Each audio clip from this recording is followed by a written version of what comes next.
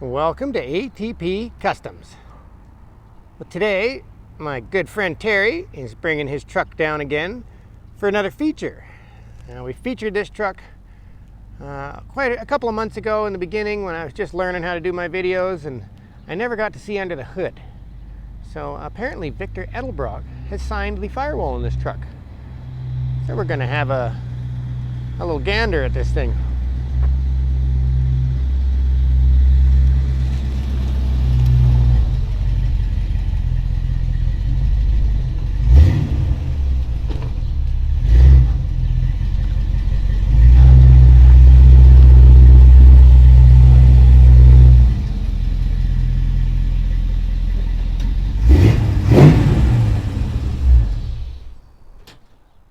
All right, let's see if I can remember everything. I just got a rundown on this thing again. So this is a 52 Chevy 1300, which is the Canadian model, not a 3100.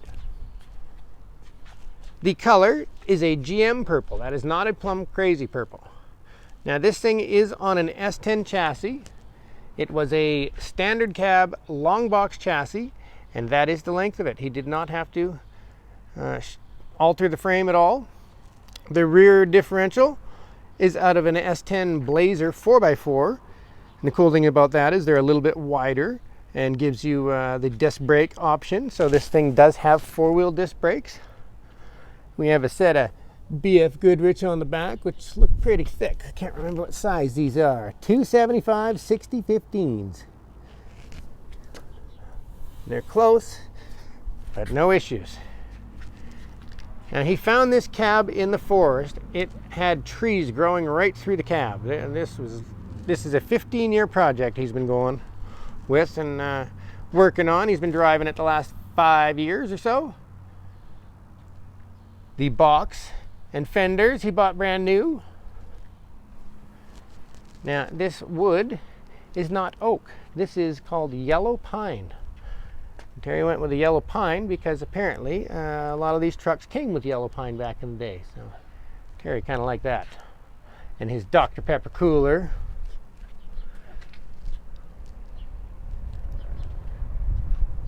Terry's a fan of the Indian motorcycles like myself. It's a beautiful truck. Well, yes, he's got the chrome steps. We have a B&M shifter. We have a little Chevy radio.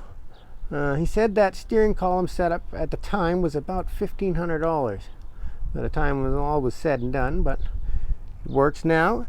He has a Colorado seat that actually sits too low, but Terry is a tall man. He's about 6'3" or 6'4", so, but he is going to be going with another seat.